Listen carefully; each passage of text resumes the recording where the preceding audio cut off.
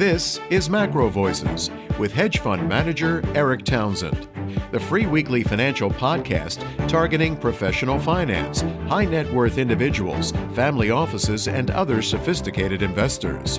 MacroVoices is all about the brightest minds in the world of finance and macroeconomics telling it like it is, bullish or bearish, no holds barred. Now, here are your hosts, Eric Townsend and Patrick Ceresna. MacroVoices episode 341 was recorded on September 15th, 2022. I'm Eric Townsend. This episode of MacroVoices was made possible by Respect Energy, a leading European trader of renewable energy and a one-stop shop for all green energy investors. Bianco Research founder Jim Bianco returns as this week's feature interview guest. Jim and I will revisit the inflation debate, and Jim says inflation isn't going away anytime soon. We'll also discuss the equity market outlook, precious metals, and much more. Then be sure to stay tuned for our post-game segment when Patrick's chart deck will be titled, Did the Next Down Leg Begin? It seems a few listeners misread our intent when Dr. Anas Al-Haji and I jokingly exchanged a few comments at the end of last week's feature interview, disagreeing about the need for a strategic petroleum reserve. Folks, please rest assured that Anas and I are good friends and there's no rift between us. We're just joking around. But since there does seem to be listener interest, Anas and I have agreed to do a Twitter Spaces in coming weeks to discuss why our views differ on the SPR and to explore some other issues we didn't have time for in last week's feature interview. We'll announce that follow-up conversation with Anas here on MacroVoices before it happens.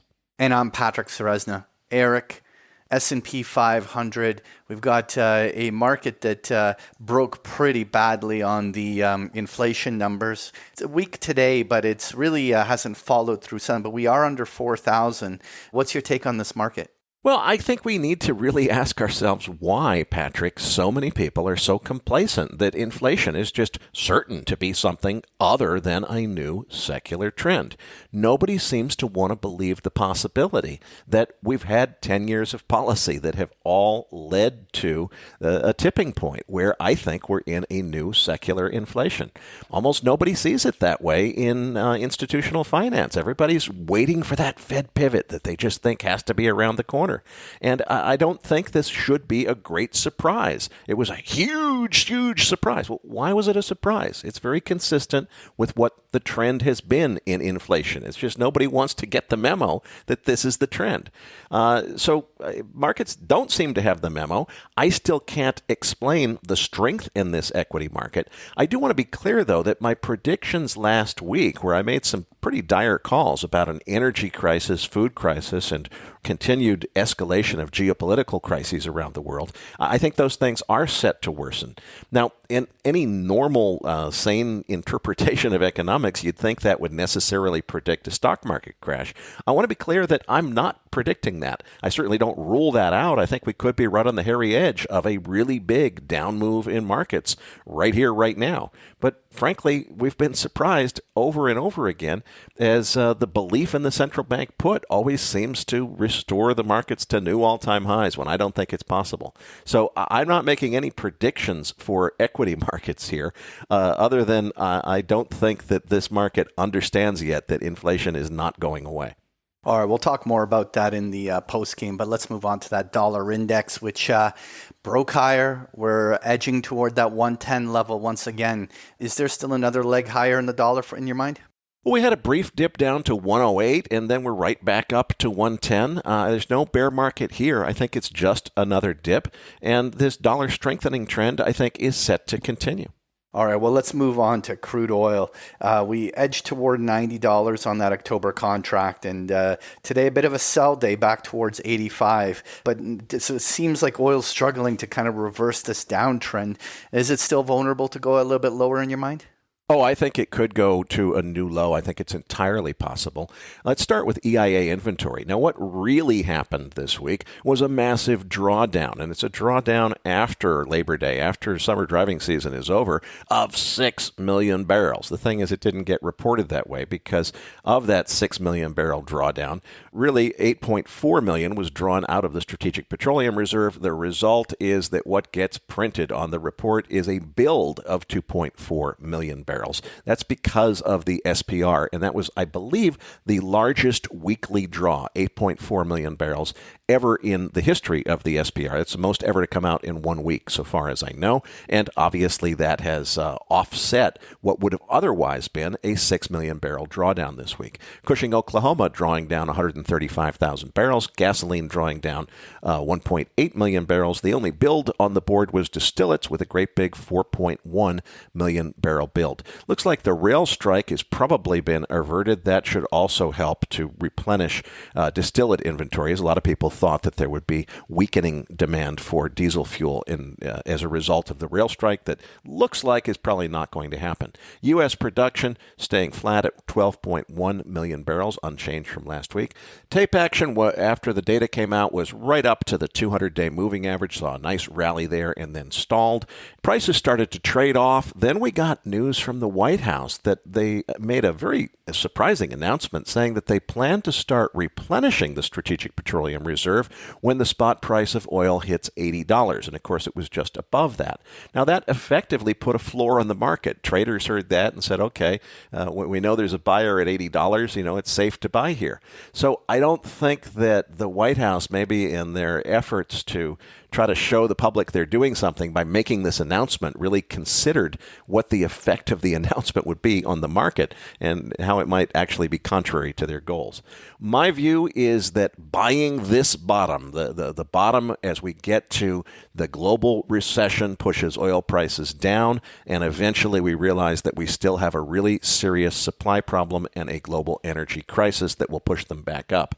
There's a bottom in there somewhere. Wherever it is, I think it's the trade of a lifetime to buy it. The problem is the bottom already in, or is it $20 lower from here? Nobody knows, Patrick. It's going to depend on the data. It's going to depend on the sequence of what happens when. Do we get more big, ugly recession data and inflation data first, or do we get more supply constraint in the physical market news next? Eventually, this all is going to resolve to much higher energy prices, but there's plenty of room to go lower from here. And it looks like just this afternoon, there's a pretty significant downward pressure there. It took us below the short-term moving averages. We're still speaking before the close. We might recover the 8-day moving average at 86.06 before the close, but it's looking iffy. And if we don't, that would be a close below all three of the short-term moving averages, suggesting further downside to come. So I don't know what's next. I think that it's not what comes next, but what comes 2 or 3 steps down the playing board, so to speak, that I'm most interested in, and that's going to be a move much higher in oil prices. But you can't afford to bet with leverage here and not be ready for some significant turbulence before we get there. All right, well, let's move on to gold because for 2 weeks, gold has been relatively quiet, trading sideways, holding above 1,700. And just a few hours before we started recording, we got a nasty break. Not only are we below 1,700, but now multi-year lows as we break to 1,675, breaking those 2021 and 22 lows. What's going on in gold in your mind? Well, we hit a 1668 handle at one point today, just barely recovering off of that. And as I tweeted earlier today, the mechanism of injury is very easy to understand here. You have a great big surprise inflation print. That means everybody expects the Fed to continue hiking, to continue being aggressive with monetary policy. It means the dovish pivot that everybody was expecting isn't going to come as soon as they expected.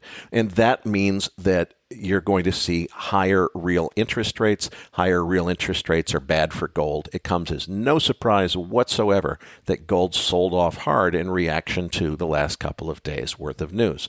But take a big step back and look at the big picture, especially if you've bought into any of the gold bug rhetoric that we've all been conditioned with for years and years about someday, the central banks are going to debase fiat currency and the market's going to realize that gold is the only answer and the dollar's on the way out and everybody's going to rush to gold as the safety trade and it's going to be this massive profitable speculation. It's just not playing out that way. There's still a very good argument to be made for holding physical gold outside of the financial system if you really fear the absolute doomsday scenario of the entire fiat monetary system completely collapsing so that, currency is worthless and the only thing that has value anymore is gold coins, cigarettes, and Scotch whiskey. If it gets to that point, having GLD shares or anything like that is not going to help you. You're going to need the physical metal, and in that scenario, silver is probably a better choice than gold anyway. But as far as the macro speculation that gold should fare extremely well as we get into a period of oncoming secular inflation, as we see central banks really addicted to printing money and debasing the currency, all that stuff that the gold bugs predicted was going to take us to $5,000 or $10,000 gold has already happened, and we're not going anyplace. So gold is acting as a currency and nothing more, and I think we have to just take it at face value for what it is. It's not the magic hedge that so many people thought it was going to be against so many different things. Well, let's wrap by talking about that 10-year Treasury yield, because we're right back up to 2022 highs, just edging towards that 3.5 level. Are we in for some higher yields here? It sure looks that way, and it makes sense in the back of this inflation print. It's no surprise that everybody is panicking and saying, oh, wait, we thought that surely the inflation had to have peaked and that was going to set things up for the Fed to dovishly pivot. Those trades are all off the table now. People are saying, oh, wait a minute, it's not going that way. As you say, Patrick, we're right back to 3.5% on the 10-year yield, or just barely testing it. If we close over 3.5% on the 10-year yield, which would mean a lower price on bonds, higher yield, that really is a pretty significant signal that this backing up of yields is going to continue. Well, how far can it continue before it breaks a whole bunch of other things with higher interest rates? And certainly what's going to happen to the housing market, the rate-sensitive portion of the housing market, which is most of it, is really getting challenged with much higher mortgage rates, and it's making homes less affordable. So there's going to be a huge backlash into housing, and that in turn has the potential of providing a feedback loop into the general economy. So there's lots and lots of danger as we get north of 3.5%, especially if we get over 4%. Let's see what happens. Well, this week's feature interview guest is Bianco research founder Jim Bianco. Eric, we got Jim back. Why did we get him on the show this week?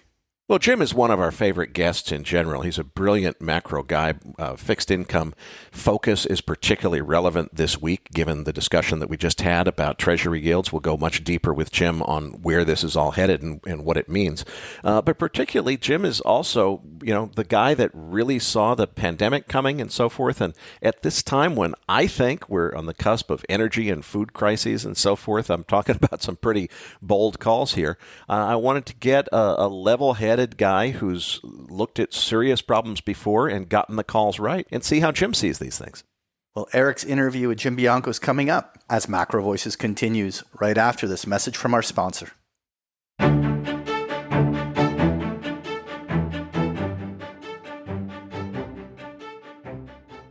If you invest to bring about a world powered by green energy, you should meet Respect Energy, a leading European trader of renewable energy that serves as a one-stop shop for green energy investors in Europe. Respect Energy brings together independent power producers, accredited and institutional investors holding assets in renewables, or undertaking investments in new green energy production, such as wind and solar photovoltaic power plants.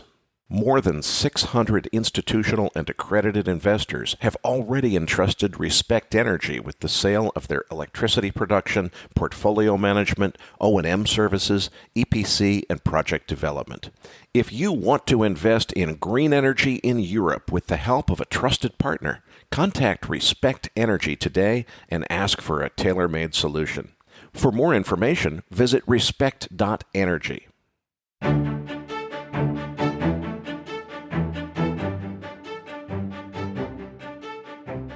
And now, with this week's special guest, here's hedge fund manager Eric Townsend. Joining me now is Bianco Research founder Jim Bianco. Jim, it's great to get you back on the show. I want to start with something that's really been bugging me, because as I try to figure out the equity market and just the general macro landscape, I can't reconcile this thought that I've had for more than a decade now, which is I always said, what's eventually going to break things and bring about the end game is when inflation finally starts to run away, because that's what will tie central bankers' hands, and suddenly we won't be able to paper over all of our problems with printed money anymore. I'm shocked. First, I was ridiculed for even thinking inflation could ever come back. And now that we've got it, it doesn't seem like anybody sees it the way I do, which is this is a fundamental game changer. It means that the bailout mechanism isn't going to work anymore. I don't perceive most market participants really seeing the situation that way. So it makes me wonder if I've got it wrong. What do you think?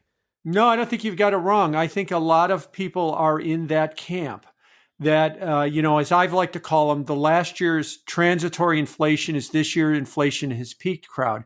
If you look at surveys of central bankers, their outlooks or Wall Street's outlook, there's a common theme no matter what developed country you look at. Everybody's got inflation peaking about now, and they've all got inflation returning to 2% in the next 18 to 36 months, depending on who you're looking at. But what they all have is inflation is, they believe, a one-time surge because of the pandemic reopening, and then it will go away forever. And they're still using the playbook of the 25 years through 2020.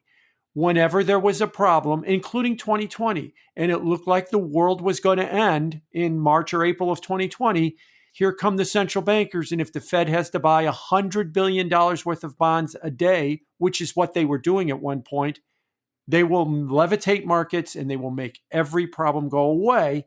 So that's where that complacency is. This inflation is a one-time thing. It's going to go away. The printing presses could come, the fiscal authority could come, or maybe they'll change the rules or whatever, and whatever perceived concerns or problems we have will disappear, so don't worry about it. It seems like very few people are even concerned that, well, what if the inflation doesn't go away and central bankers' hands continue to be tied, and essentially the Fed put is permanently expired? Is that the right way to think of this, and why aren't people more concerned about it? Because, again, they don't think that inflation is a problem. For 40 years, inflation was not a problem. And I think the single most difficult thing for people to understand is we've had a secular change around the pandemic.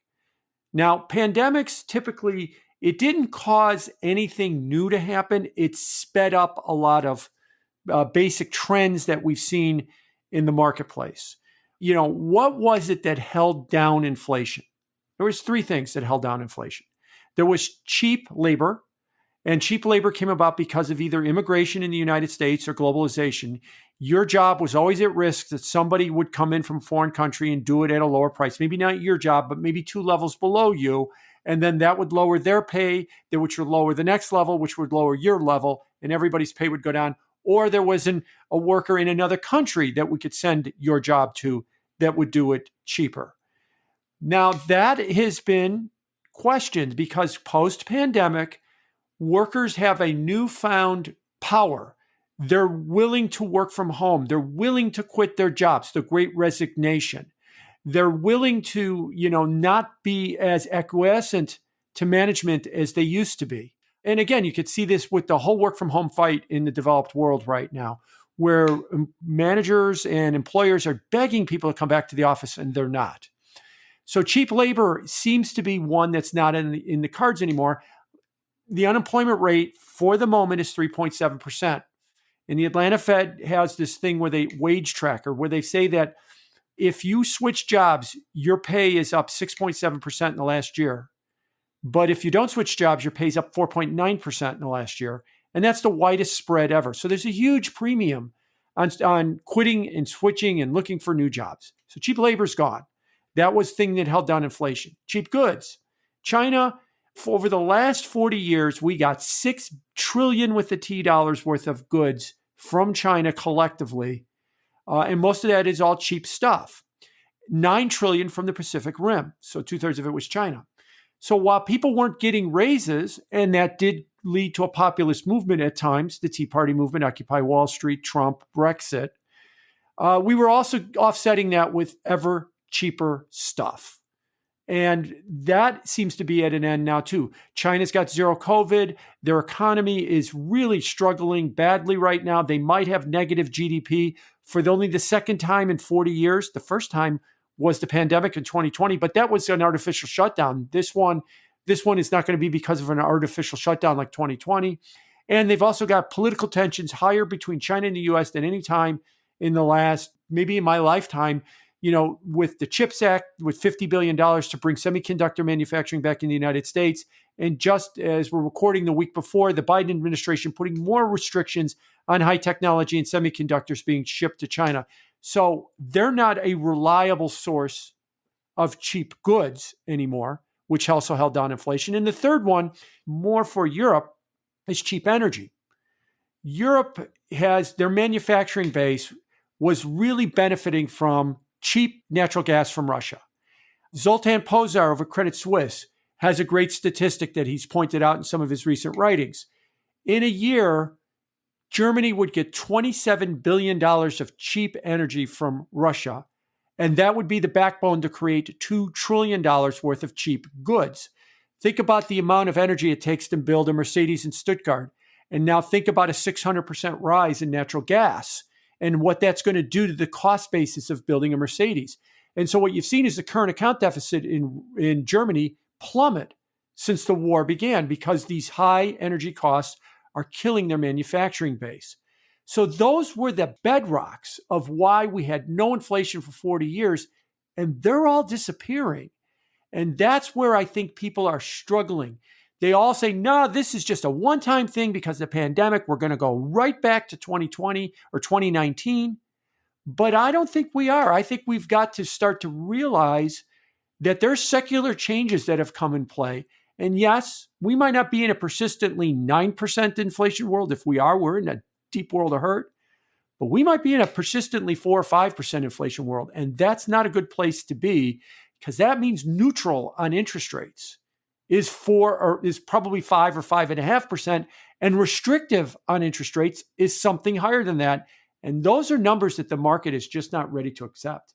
Jim, let's take those three things, cheap labor, cheap goods, and cheap energy, and drill down on each one of them, because I think there's a fascinating story on each one, particularly on the labor side. I can't figure this out yet, because what I've noticed is it feels to me like almost everybody has had an attitude change personally as a result of the pandemic. Some of those people seem to be more ambitious and less risk averse. I see more people that might have been afraid to leave their employer who wants them to return and doesn't like their work from office and just say, you know what, I'm going to start my own business. I'm going to create my own thing. I'm going to continue working at home. I like this. I don't need that job with Goldman Sachs anymore. I can start my own, wealth management firm in my house or something. So there's that crowd, but there's also a new trend that a lot of people are talking about called quiet quitting, where especially a lot of low-income earners have just reached a point, I think, of disenchantment after going through the pandemic and everything, where they just feel like they can't get ahead and they're just not really doing their jobs anymore. They go to work and do the absolute minimum. They know that with a labor shortage, it's very unlikely they're going to get fired, and they just don't care anymore. So it seems like some people are interpreting it one way, some people are interpreting it another way, but almost everybody's attitude is changing. What does this mean for investments, and why are all these attitudes changing, and where do you think it's all headed?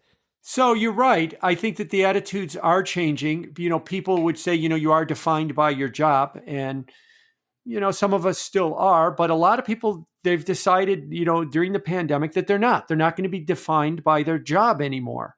And that's either through quiet quitting or through the great resignation, that they're going to seek out a job that's more convenient for their lifestyle. I think we underestimate shutting down the economy globally, what it did for people in 2020. It's almost like economically we had a near-death experience. And coming out of a near-death experience, we have a different attitude and a different outlook on life. And maybe this is not life, but this is maybe more of our economic life that we've got a different outlook on. So you're right that these are going to have huge implications. One of them is going to be for the commercial real estate markets worldwide. What do we need offices for? We probably still need a reason for people to aggregate together to work together, but maybe not in the form that we did. The second one is, about hiring and retaining talent and what we're going to need to do to hire and retain talent. So I think that we are in, like I said, we are in a period of epic change. Nick Bloom of Stanford University, I kind of riffed on this a minute ago. He summed it up well. He said that before the pandemic, we had maybe 5% of the workforce was remote and working from home, and that was rising, and or working from home, and that was rising at about 0.5% a year. Now we're at around 20%. So what we did is we jumped ahead 20 to 25 years. Now, we were going to get here anyway, but we were going to have 20 years to figure out how to adjust to it. Now it all came in a very fast period. That's what I mentioned this before, what I think this pandemic has done. It hasn't created a new trend. It took the trends, especially cheap labor, and it sped them up. And that's what I think we're really struggling with. Again, the other thing is, I think after decades and decades of mismanagement of large cities, that one of the other problems people have is getting to an office is not a pleasurable experience. So if you live in New Jersey and you've got to take the New Jersey path through the Port Authority and then jump on a bus in New York City to get to your office, that is a terrible experience. And that experience is a big deal for you when you're deciding where you're going to work. And so I think employers having a difficult time understanding this is a different era. For sure, for sure, Wall Street is having a difficult time with this. Goldman Sachs, JP Morgan, Morgan Stanley, all after Labor Day made a big push to get everybody back into the office 5 days a week. And by every indication, they're getting enormous pushback on that. Now, in the past, if the management of Goldman Sachs said, all you people that work at Goldman, we want you to jump, the answer was how high? And now when we say we want you to jump, there's like, well, I'll do it from home. And so there's been a big change up and down the line.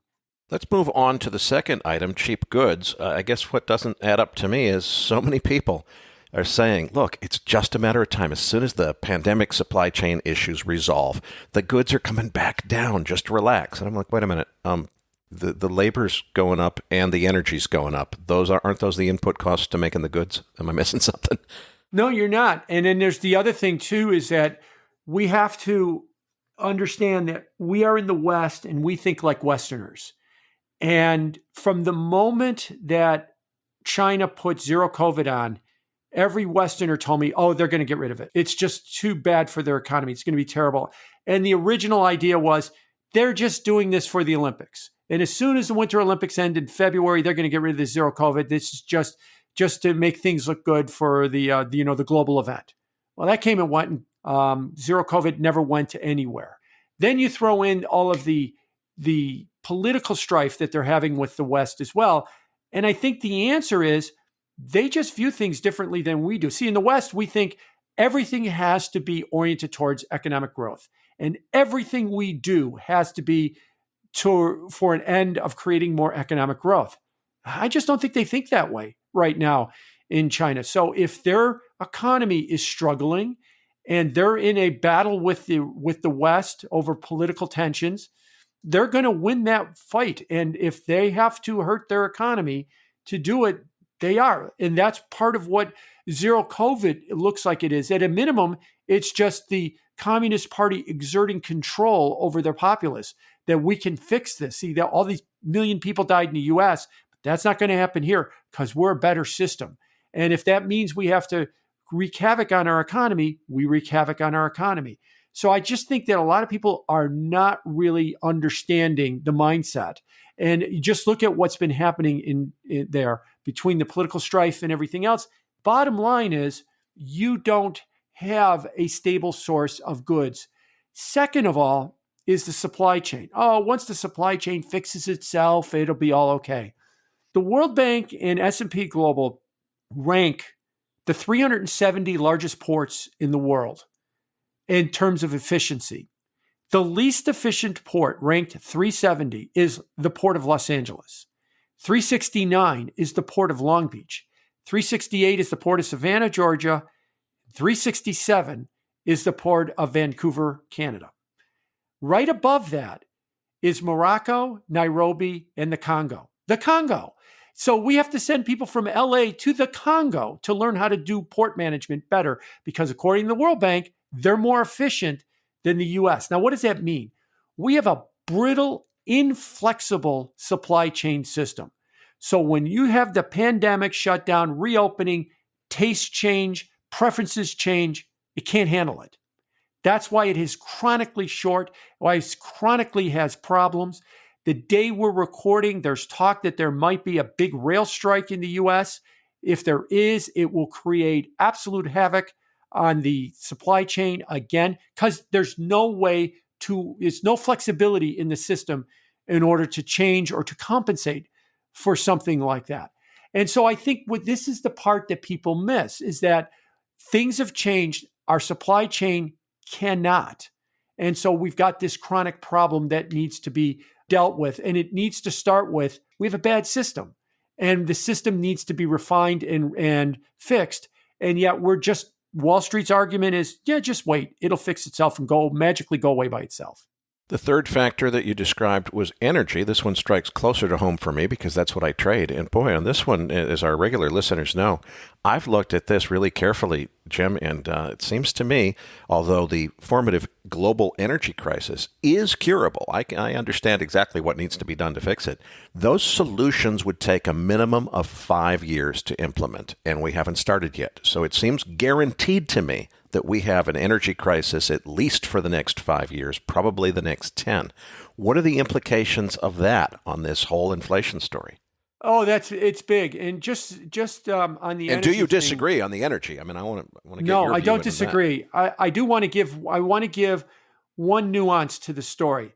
Let's divide the energy markets into two basic broad categories: the fungible energy markets and the less fungible energy markets. So less fungible energy markets are natural gas.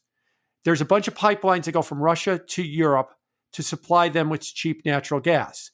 And Putin has been closing the spigot on that in a tit for tat. Remember that in February and March, the U.S., or not the U.S., but the West in general, they froze the assets of the Russian central bank. They kicked them out of the SWIFT system.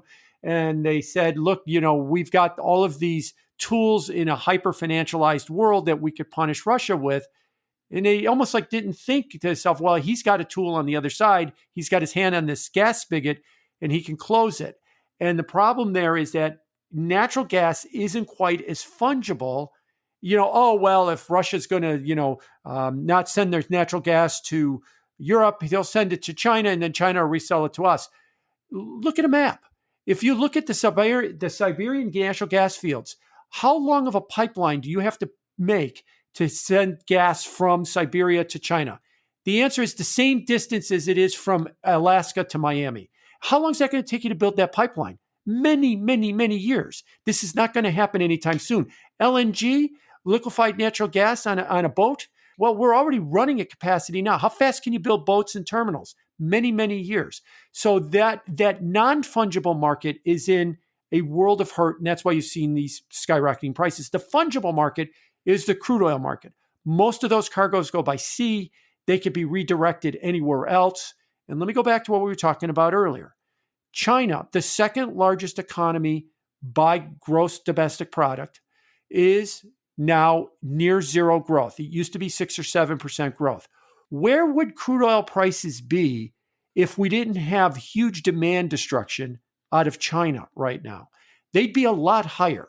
So we're benefiting, I think, from some short-term stuff like the SPR releases and stuff, but bigger picture, the Chinese demand is not there. So the non-fungible markets is where we're seeing it. You can't just take gas and just turn it into LNG, put it on a boat, send it somewhere else, problem solved. You can do that with crude oil because almost all of it goes by cargo ship somewhere, and you can redirect those cargo ships to other places. So yes, I do think that we do have an energy problem. I do think that energy problem is going to be with us for a long time. I think that people like Russia is opening OPEC's eyes to reminding them what the 70s were like, that they had a weapon of energy usage or energy supply that they could use, which Russia is using, and I unfortunately think effectively against Europe to offset some of their sanctions. And so that this problem is not going to go away. Now, what does it mean? As I mentioned before, the single biggest input to any manufacturing process is cheap energy. Then comes cheap labor, well in addition. So if you're building that car, to use my example before, that Mercedes in Stuttgart, you're building that car, you need cheap energy. You don't have it. That is a huge problem for manufacturing in Europe. And eventually, if they're going to get their gas from LNG transports or cargoes from the United States and everywhere else, you recently saw natural gas at a 14-year high in the United States. Now, not the nosebleed levels we've seen in Europe, but that's going to bleed through to manufacturing processes here and everywhere else, that higher energy inputs are going to drag on everything and cause everything to become more expensive. I want to integrate these ideas now, Jim, because we started with the idea that there's a massive complacency among market participants. And that complacency is people feel like, hey, we know from a whole generation of trading now that anytime anything really bad goes wrong, central banks come rushing into the rescue. They print up a bunch of money. They paper over our problems by bailing things out. And I think we've established the reasons that that doesn't really work if there's inflation. We've then discussed that everybody seems to think the inflation is not going to be persistent. Yet we've just gone through a whole bunch of reasons that it seems like it almost has to be.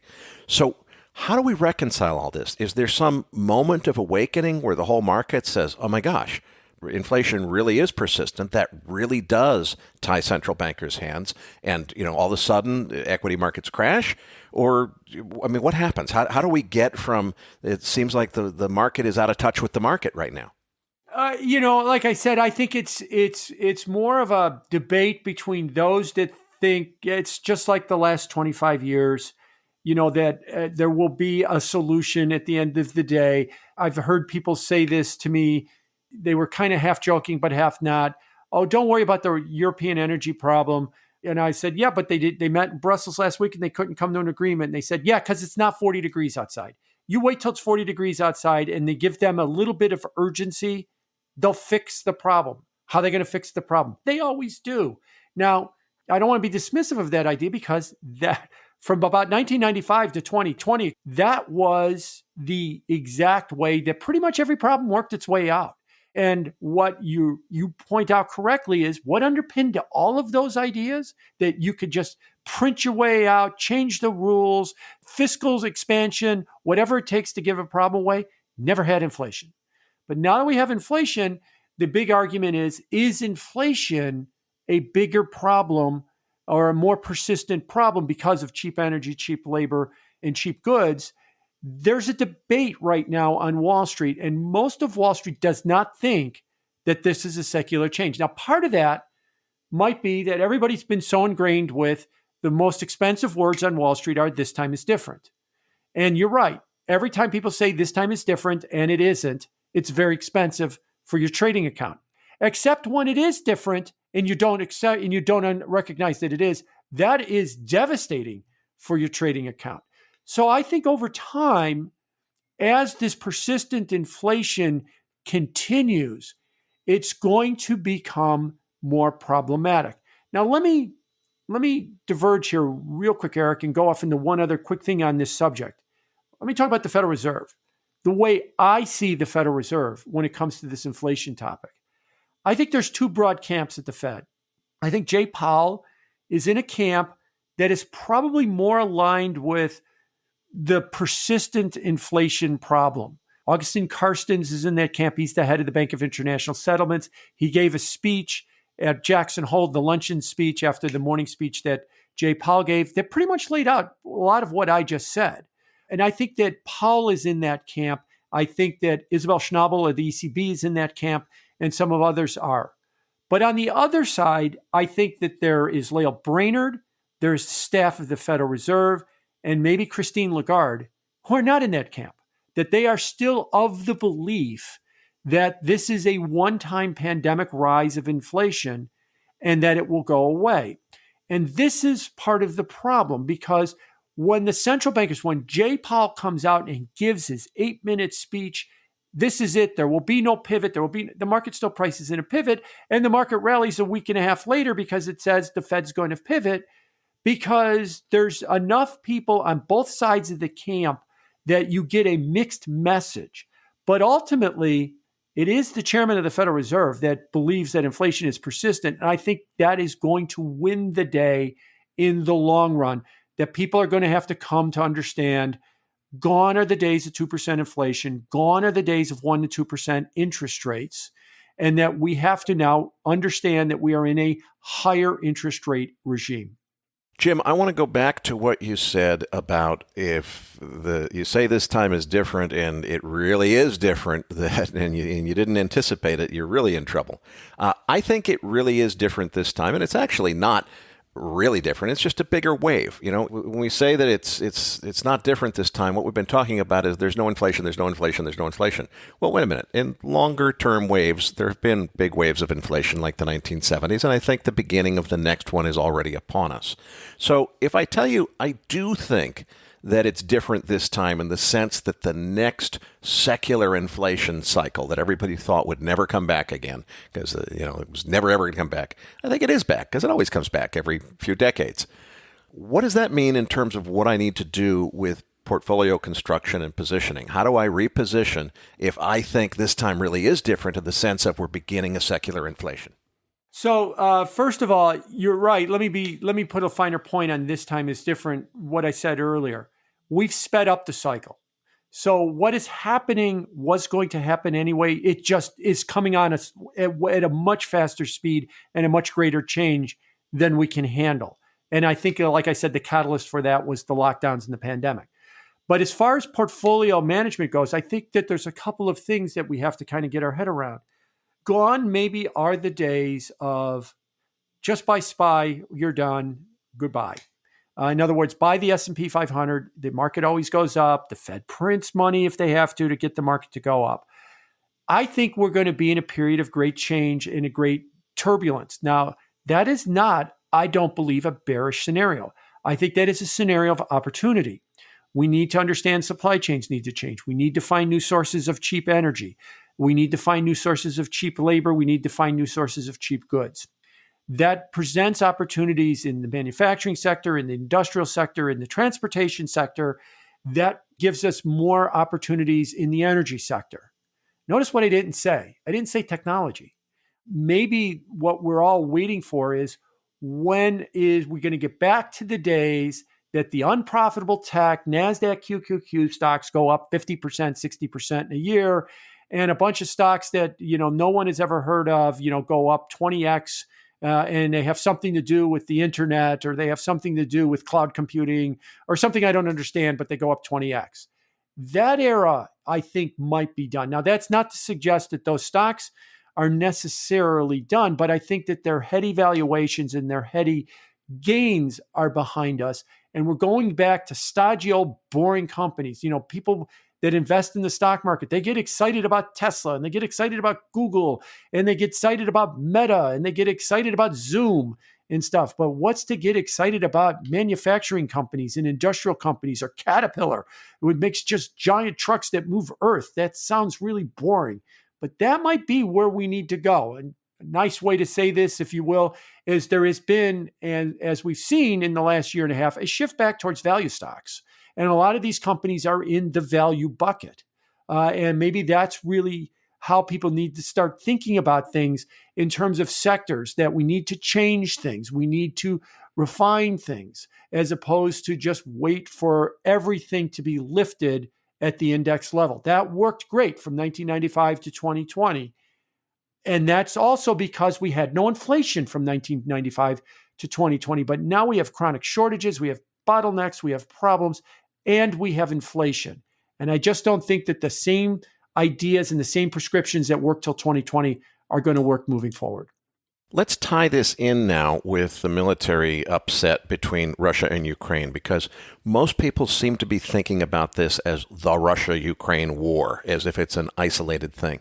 Personally, I think this is the Russia-Ukraine battle, which, just like the formative China-Taiwan battle are various different parts of a much bigger picture, which I think is all related. I think it's what Dr. Pippa Malmgren calls the new World War III, which is not being fought like World War II with soldiers and trenches and rifles. It's being fought on the cyber warfare battlefield. It's being fought on the economic warfare battlefield.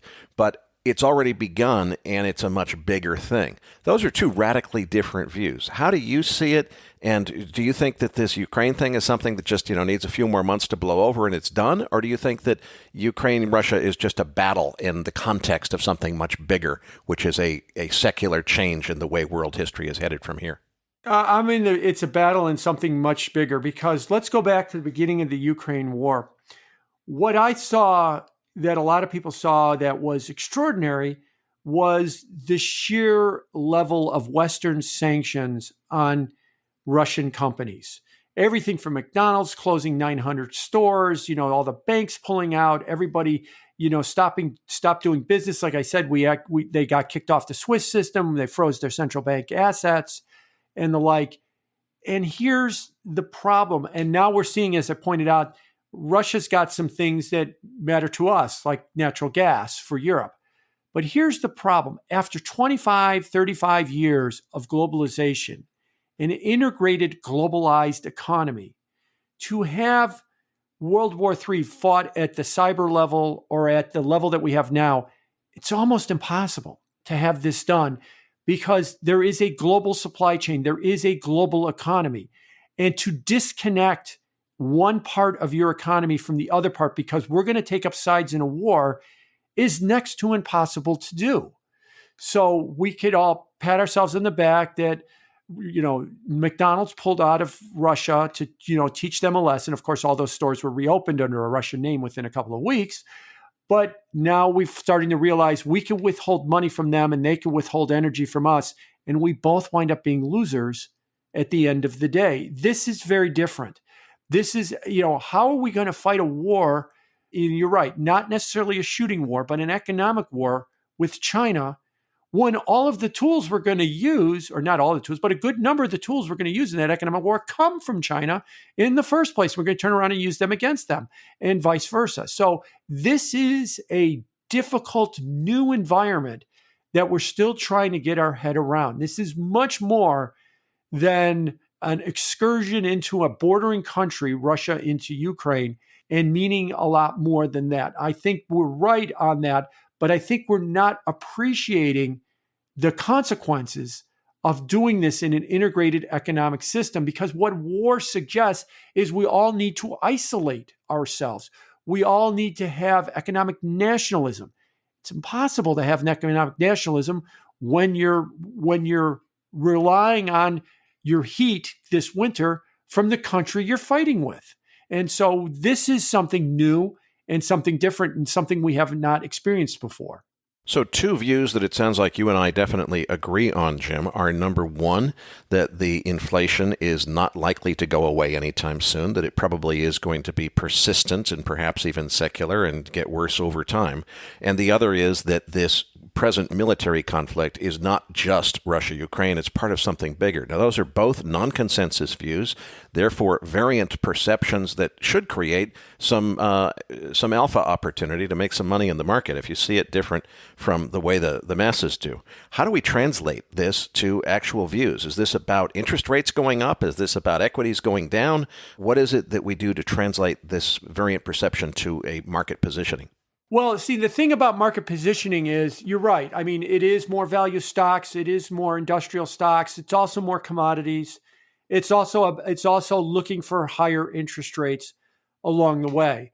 Now, a couple of things about that. The problem in commodity land, and especially the problem in energy, is for all of the listeners here that have never traded a cryptocurrency, if you trade energy, you're basically trading the same volatility as a cryptocurrency, because some of the volatilities that we've seen in energy have been, they'll even make cryptocurrency traders blush, is what we've seen. So the point here is that a lot of people understand this idea that there might be a long-term secular play in commodities, but it's not going to come without a thrill ride or two or three because of a lot of the volatility that we've seen. Interest rates. Let me remind everybody who's been trading stocks for 15 or 20 years. Oh, interest rates have no value. They're too low. I hate the bond market. The bond market's going to do nothing but sell off. And I've been one who's tweeted out the charts over and over again that the total returns in the bond market year to date are some of the worst we've ever seen. See, you got to stay far away from the bond market. Okay, that's true. Except the bond market also has something that the stock market doesn't. It's senior in the capital stack, which means the bond market's going to get funded. And if it has to destroy everything in its wake to get funded, it will. If you think, and I don't mean this accusatory for anybody listening, let me say it differently. If you believe that, well, the bond market will just tank and rates will go up, and who cares if you're trading commodities or stocks, without those funding costs staying at reasonable levels, then the stock market, commodity markets, and everything else are going to be in constant turmoil. So even though the bond market has problems in an inflationary environment where it needs to readjust to no more central bank buying of their bonds and higher interest rates at the same time, QT, if you will, and inflation at the same time, it will get funded. It does not go away. Yeah, large parts of equity markets can go away, but it won't. So it will find buyers. As there's an old adage in the bond market, there are no bad bonds, there's only bad prices. And if the argument is we got bad prices, we'll just take prices on bonds lower and lower, interest rates higher and higher till they get funded. And if whoever they kill in their wake, in order to fund them, they kill in their wake.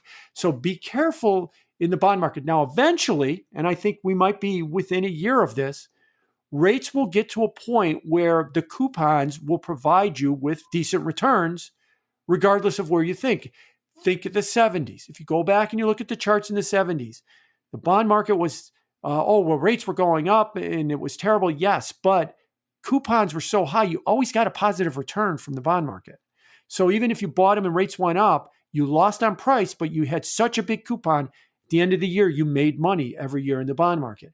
We might be close, maybe a year or two away from a period where we could say that about the bond market if rates keep going up. Yeah, it doesn't look good. Yeah, rates have to go up, but the coupons will offset the losses and you will be making money year in and year out. We cannot necessarily say that about other sectors in the market. Jim, as I listen to what you're describing, what you say is ahead, it seems to me that everything the gold bugs ever told me was going to drive the price of gold bullion up to $5,000 or $10,000 an ounce either already happened, in most cases it already did, or it ought to be coming real soon based on what you're talking about. But price of bullion is really not going anyplace. Up a little bit in the last week, but still floundering, I would say, given everything that's going on geopolitically. Does gold just not work the way we were told it was supposed to work, or what's going on here? Single most frustrating market to me has been the precious metals markets. Just to underscore what you said, everything Peter Schiff ever wanted in life has occurred in the last 6 months. He's right. Everything he said was going to occur that was going to be bullish for gold, it has occurred. It has. I'm not trying to criticize him. Well, the other way to look at it, you could reframe it as every single thing Peter Schiff ever predicted would send the price of gold to the moon all turned out to be wrong. Right, because all the things that he predicted that would send it to the moon, and it hasn't. So what I say when I say I'm frustrated about it is I would have a year or two ago agreed with him. If A, B, C, and D and E happen, like you said, price of precious metals would go up, and A, B, C, D, and half of E have happened. And the price of precious metals have done nothing. And it's been very frustrating to try and figure out what it is that the market needs or wants. Now, the best argument I could give you as to why precious metals aren't moving is why do we own gold or silver in the first place? It's kind of a derivative of the crypto markets, right? It's a way to get your money out of the financial system with, or away from the financial system. So if there's a problem in the financial system, inflation, deflation, financial crisis, here's an asset that would be immune from it. But what have we done to precious metals over the last 30 years or 20 years is we financialized the hell out of them through derivatives, through ETFs, through futures, and everything else, so that if there is a problem in the financial system, then, if the financial system catches a cold, gold and silver get pneumonia anyway. So all of a sudden, if they're not going to be immune, the financial system's got problems. Maybe the problems are inflation. Maybe the problems are a crisis like 2008. Then gold or silver should benefit because they're not part of the system. No, they are part of the system. They're squarely ensconced in the system. The biggest way that everybody, I've had this argument countless times with people. Yeah, I like gold. I just bought GLD. Why? Because I'm worried about the financial system. You think GLD is going to survive if we have a problem with the financial system? It's just going to be a worthless piece of paper. But you haven't gone and you haven't bought gold coins and put them in a safe deposit box. Oh, that's too hard. I don't understand how to do it. But not enough people have done that. So what we've done is we've financialized this system to such a degree, it can't escape the thing that it's supposed to benefit from, and that is problems within the financial system itself. That's the best answer I could give you, because otherwise I agree, everything that is happening should be bullish for precious metals, but yet they're not going anywhere. Jim, I can't thank you enough for a terrific interview, but before I let you go, please tell our listeners a little bit more about what you do at Bianco Research. Obviously, it is an institutional research firm, but even for our retail listeners, you do a tremendous amount of writing on various different channels. How can our listeners, both institutional and retail, follow your work? Yes, so Bianco Research has been around for 24 years. And we are affiliated with an institutional bond brokerage firm called Arbor Research and Trading in the Chicago area. And our primary customer base is an institutional investor, primarily in the fixed income space, but not exclusively in the fixed income space. We don't have a retail product per se, so that is code word for it's a bit of an expensive product. But to offset that, I am very active in social media at Bianco Research on Twitter. We have a YouTube channel, Bianco Research YouTube channel. We also have, I'm on LinkedIn at my name, Jim Bianco.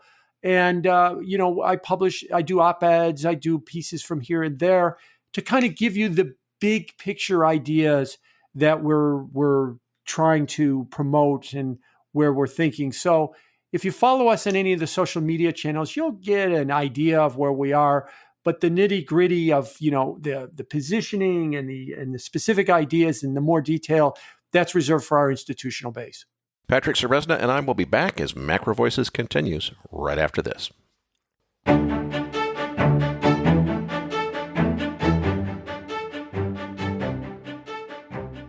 After being completely sold out of advertising space for the last couple of years, we finally have capacity to add a new advertiser. MacroVoices has a PodTrack-certified global audience of over 170,000 listeners, and each weekly episode typically gets 60,000 to 80,000 downloads. We have more than 20,000 accredited investors who have registered with us as accredited, and we estimate the total accredited investor audience as at least 40,000 accredited listeners, which we believe to be the highest number of accredited investor listeners of any podcast on the internet. We strive to accept tasteful advertising from advertisers whose product is likely to appeal to our audience. So we're looking for another investment or financial services advertiser to fill the space I'm speaking in right now. Mail order Viagra salesmen need not apply. If your company wants to advertise on MacroVoices, please email sponsorship@macrovoices.com for more information. Now let's get right back to the show.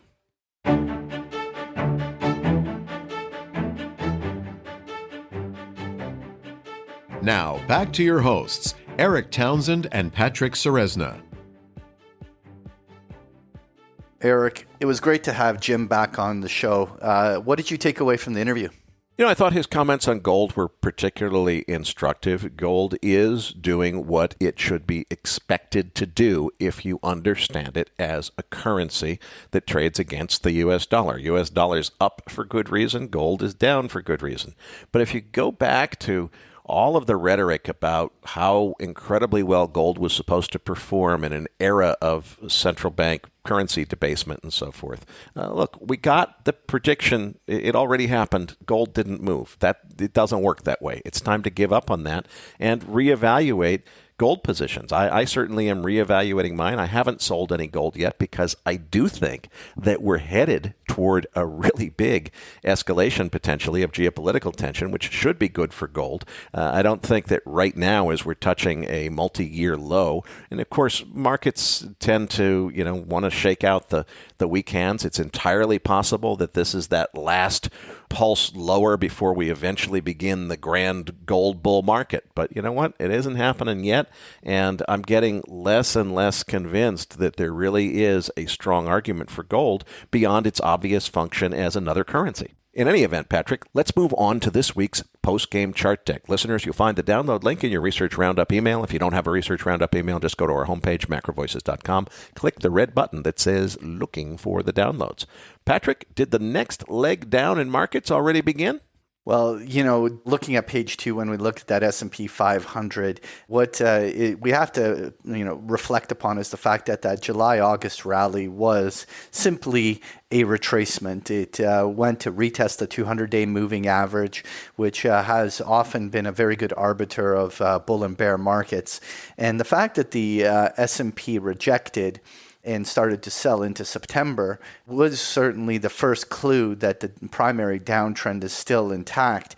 But what really was the big tell was the big rally we had leading up to the inflation number.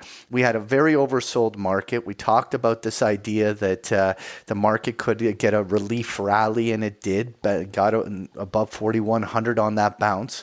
But the inflation number reversed the trend back, got the trend right back down.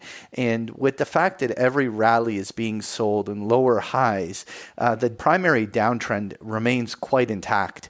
And as we have the option expiration coming up here this Friday, which is potentially going to hold the 3,900 level, which has a certain amount of strikes open there.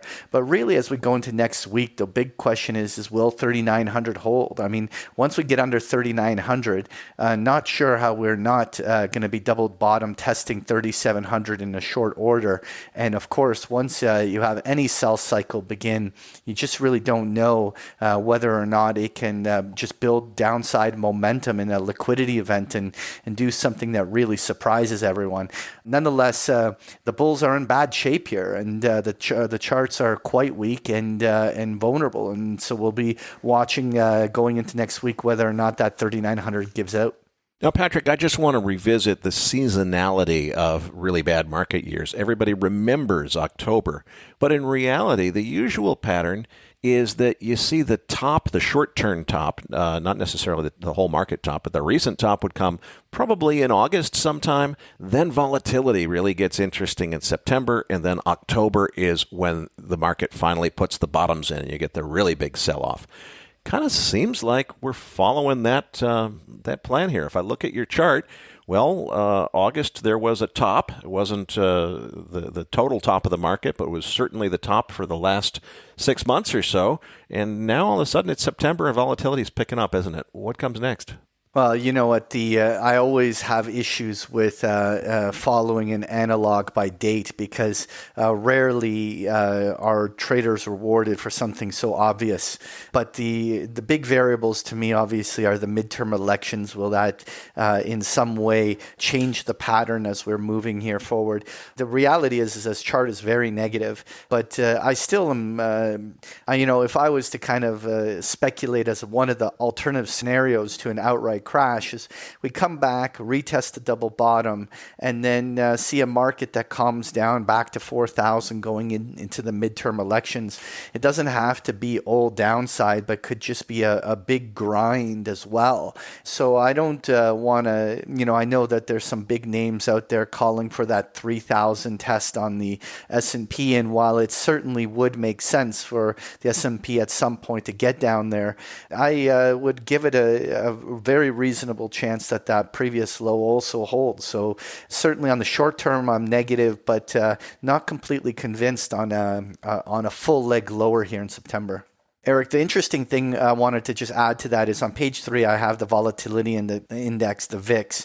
And what is interesting is we haven't yet seen a proper bout of volatility spikes that typically is associated with, a market fear and grabbing at premium to hedge downside risks. And while volatility has been following the vol path pretty clearly, and it's certainly nothing out of character, it is certainly in my mind, something that leaves lots of room for there to be one quick little washout to the downside of the market that is accompanied by some sort of a spike into the mid-30s. So it'll be really interesting to see whether that materializes. Patrick, I think this is very much material to the title of this chart deck, which is Has the Next Big Down Leg Begun? You know, it would be tempting if you just looked at the size of that huge red candle on the S&P earlier this week when we got the inflation print. Like, oh my God, this is it. This is the beginning. The sky's falling. Look at the size of that thing. But look, we got 2 more trading sessions under our belt now. We're just closing up the second one as we speak. And it's kind of stabilized. It hasn't continued. So it almost seems like we're back to this very orderly. The market has just discounted an unexpected result on the inflation print. It's priced it in, and it doesn't seem to be bringing a huge panic on the way I was afraid it was. Maybe in gold it's bringing on a panic, although it's kind of ironic that it's an inflation print that's bringing on a gold panic. But in equities, it doesn't seem like the panic is continuing, at least not in the last couple of days. But let's move on to the U.S. dollar, which is not quite on its highs, but it's almost back up to them. What do we see here? Well, the upwards channel is intact. Higher highs, higher lows in an upwards trajectory. If it follows the pattern it's established, a punch to a higher high toward 112 would seem like a very natural occurrence. It is interesting, though, that the U.S. dollar yen seems to have stalled out a little bit. But really, this, I think, will ultimately be as to whether the euro is making that journey down to like 97 cents. And so we'll be watching very closely as to what happens there. But what is interesting, if we go to pages 5 and 6, where I have the US dollar against the Canadian dollar, as well as the Australian dollar on page 6, what you can observe here is the fact that both of them are right at the edge. They've been going toward their key levels, and they're potentially both about to break out. And it'll be really interesting to see if that US dollar really gains some traction against these two cross currencies, and whether they start contributing to a Dixie increase. Moving on, though, Eric, let's talk about that oil chart. There was all sorts of headlines about whether the SPR was going to get replenished or not, which kind of gave oil a little bit of life. But so far, what we had was oil had a very clear breakdown below a pretty important support line that was established through July and August. And the entire rally that we had here in September has more or less stalled out on where all the previous lows were. And that is, unfortunately, a characteristic of a downtrend in this. And it really, at this moment, still makes oil vulnerable to some short-term weakness. Now, I get that bigger picture bull story on oil, but it really just doesn't seem like the chart wants to start doing anything bullish at this moment. It would be really interesting to see whether we have a downturn here that sees a very brief dip below 80. What's your take on crude? Patrick, I think there's plenty of scope for a significant move down before we see a move up. And the thing you really have to understand is, what is the basis of my prognosis and Anas Al-Haji's prognosis and so forth for much, much, much higher oil prices to come? Well, the reason for that is that crude oil is famously demand inelastic, meaning that when the price increases, demand doesn't go down that much, because most of the uses of crude oil are things that people have to have. They don't like it, but they have to pay for it. So that means that if we have a situation, as we have right now, where it is impossible for the oil industry to supply the world with enough supply to get back to pre-pandemic normal, that means that as you try to get back to pre-pandemic normal, energy prices have to go to the moon, and they will. The thing is, we're not pushing to get back to pre-pandemic normal. We're in a very difficult economic situation where the economy is floundering. The S&P is on the verge, it looks like, of breaking down to a new lower low. And we've got serious concerns about inflation plaguing the economy. There's lots of reasons to think that there's going to be enough demand destruction to hide the coming energy crisis, maybe for another year before it really kicks in.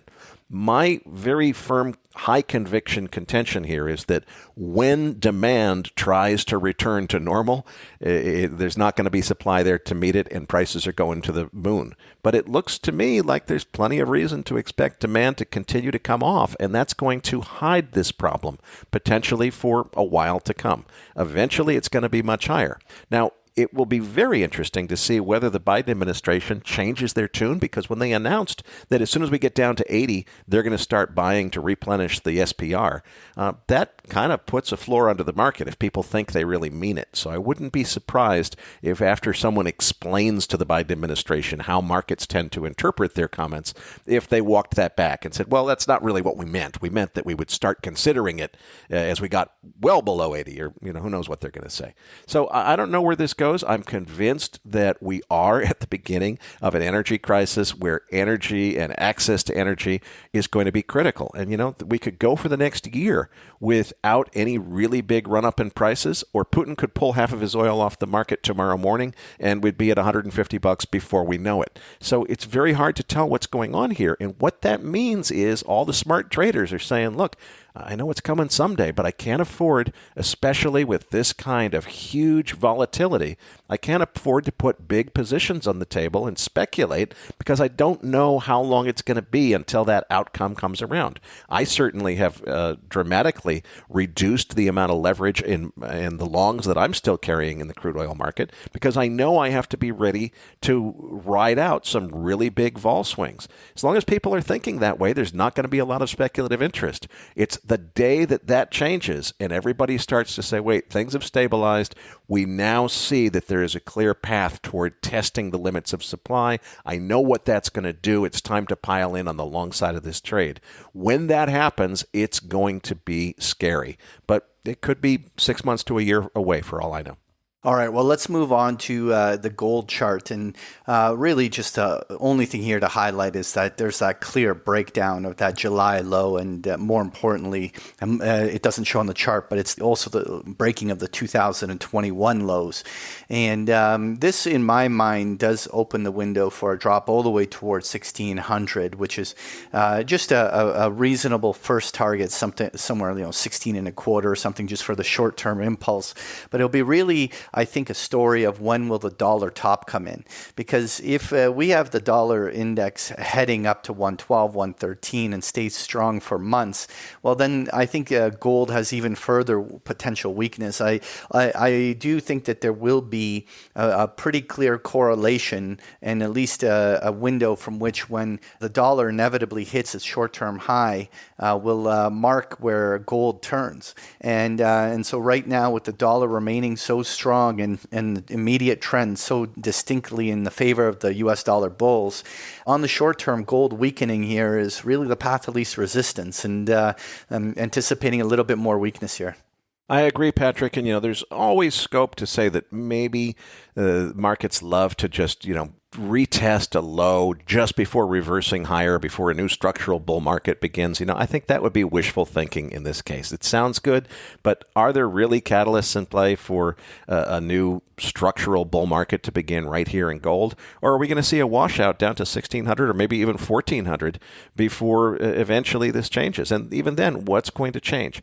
The dollar will not be forever, but the dollar, I think, is going to last and appreciate longer than most people expect. We're going to see over the next few years that as the global economic situation and the geopolitical situation deteriorates, that the dollar is still the cleanest dirty shirt. It's the benefit of the safety trade.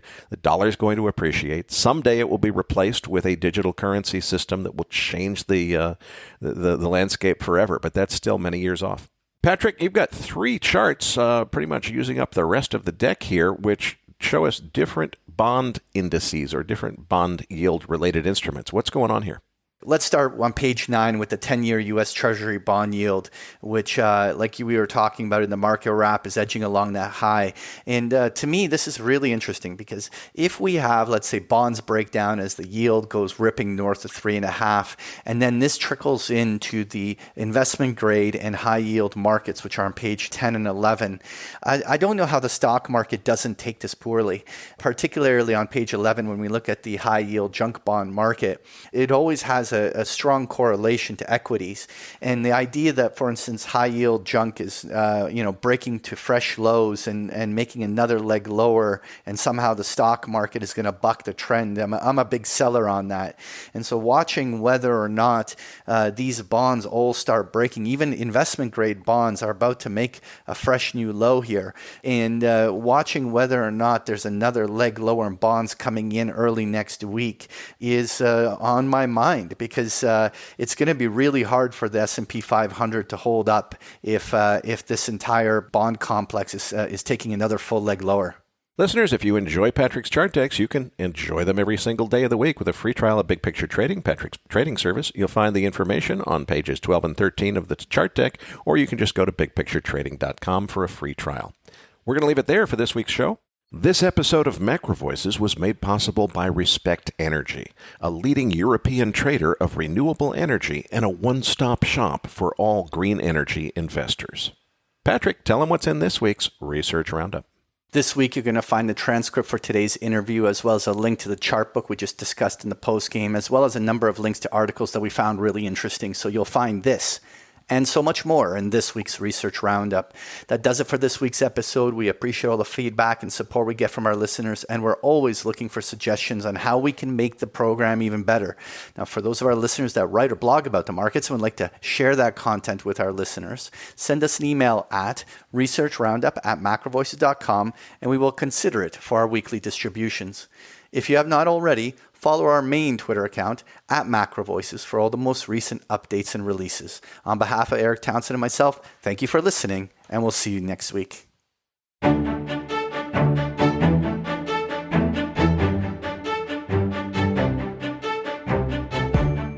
That concludes this edition of MacroVoices. Be sure to tune in each week to hear feature interviews with the brightest minds in finance and macroeconomics. MacroVoices is made possible by sponsorship from BigPictureTrading.com, the Internet's premier source of online education for traders. Please visit BigPictureTrading.com for more information. Please register your free account at MacroVoices.com. Once registered, you'll receive our free weekly Research Roundup email containing links to supporting documents from our featured guests and the very best free financial content our volunteer research team could find on the internet each week. You'll also gain access to our free listener discussion forums and research library. And the more registered users we have, the more we'll be able to recruit high-profile feature interview guests for future programs. So please register your free account today at macrovoices.com if you haven't already. You can subscribe to MacroVoices on iTunes to have MacroVoices automatically delivered to your mobile device each week, free of charge. You can email questions for the program to mailbag@macrovoices.com, and we'll answer your questions on the air from time to time in our mailbag segment. MacroVoices is presented for informational and entertainment purposes only. The information presented on MacroVoices should not be construed as investment advice.